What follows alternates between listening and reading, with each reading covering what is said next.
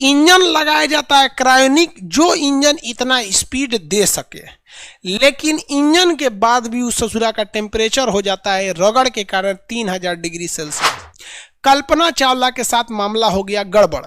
कल्पना चावला का जब रॉकेट ऊपर गया था तो रॉकेट जैसे लॉन्च किया था ना, तो उसी वक्त उसमें एक स्क्रैच आ गया। कैसे भी तो पृथ्वी के जाने वाले चीज को तो पार कर गया, लेकिन जब री एंट्री किया ना, तो री एंट्री के समय वो झेल नहीं पाया।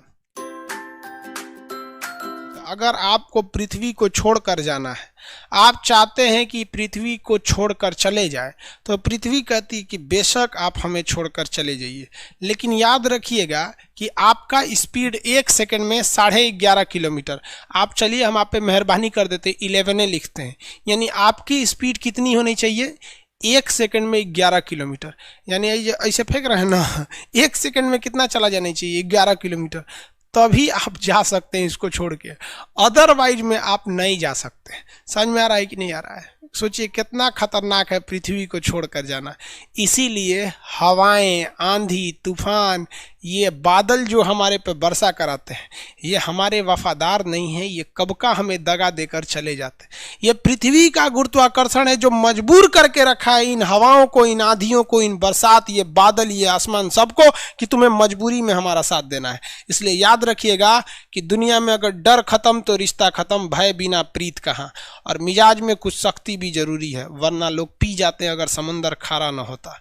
अगर गुरुत्वाकर्षण न होता तो ये ऑक्सीजन, नाइट्रोजन सब भाग जाते हैं सब यहाँ से दूसरे गोला पे।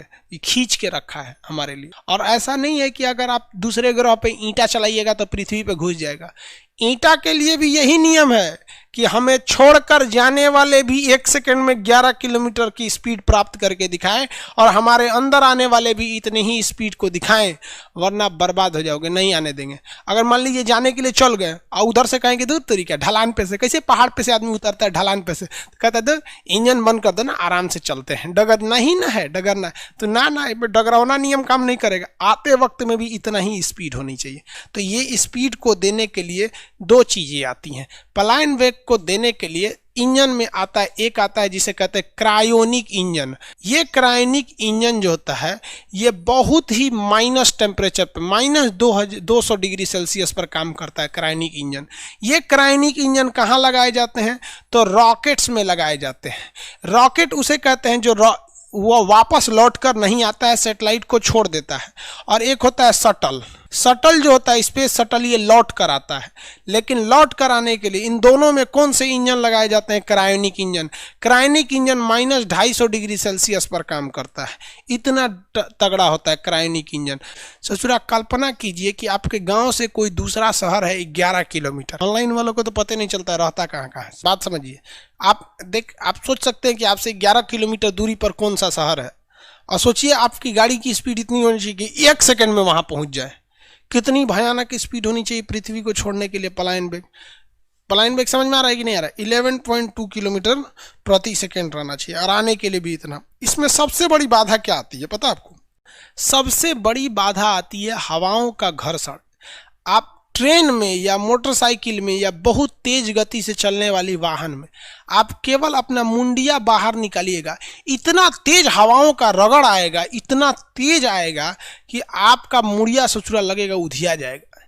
इसीलिए जब कोई चीज 1 सेकंड में 11 किलोमीटर जाती है, तापमान इसका हो जाता है 3000 डिग्री सेल्सियस। इसलिए इसको बचना जरूरी होता है।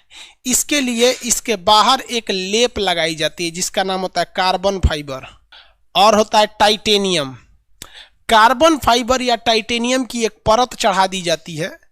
इंजन लगाया जाता है क्रायोनिक, जो इंजन इतना स्पीड दे सके, लेकिन इंजन के बाद भी उस ससुरा का टेम्परेचर हो जाता है रगड़ के कारण 3000 डिग्री सेल्सियस।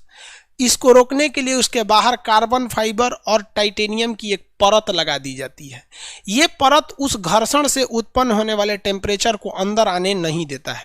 इसलिए अंदर का इंजन, अंदर के इंस्ट्रूमेंट्स, अंदर बैठे शटल में, रॉकेट में तो आदमी नहीं बैठता, आदमी बैठेगा शटल में, क्योंकि रॉकेट वापस से नहीं आता, बैठा के छोड़ दीजिएगा ऊपर रह जाएगा। तो अंदर बैठे रॉकेट या शटल की चीज सुरक्षित रहते हैं। कल्पना चावला के साथ मामला हो गया गड़बड़। कल्पना चावला का जब रॉकेट ऊपर गया था तो रॉकेट जैसे लॉन्च किया था ना, तो उसी वक्त उसमें एक स्क्रैच आ गया था, लड़ गया था, उसका एक पार्ट टूट के नीचे गिरा और लड़ गया, स्क्रैच आ गया था। तो जो कल्पना चावला का जो शटल था, स्पेस शटल अपोलो मिशन, उसका जो बाहर का कार्बन फाइबर या टाइटेनियम था वो हल्का स्क्रैच आ गया। तो स्क्रैच आने से उसमें दरार पड़ गया। वो कैसे भी तो पृथ्वी के जाने वाले चीज को तो पार कर गया, लेकिन जब री एंट्री किया ना, तो री एंट्री के समय वो झेल नहीं पाया। मान लीजिए कहीं कहीं कट गया तो झेल ले, 2 दिन बाद थोड़े ना झेला पाता। वापस आते समय वो हल्का सा एरिया कटा था, बहुत ज़्यादा नहीं, इतना एरिया कटा हुआ था, लेकिन उसी एरिया का टेम्परेचर 3000 डिग्री हो गया, बाकी सही रहा। तो वो एरिया गल गया और गलने के बाद वहीं से क्या हो गया, ब्लास्ट कर गया और कल्पना चावला के शरीर के चीथड़े उड़ के चले हैं। यहाँ पर जाने में थोड़ी सी गलती की गई थी।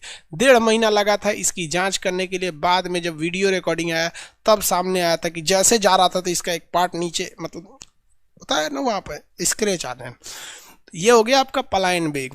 बृहस्पति सजा उस पर पलायन वेग 59 किलोमीटर पर सेकेंड है। उसको छोड़ना है तो और भयानक भागना पड़ेगा, 59 किलोमीटर प्रति सेकेंड, और उतरना भी है तो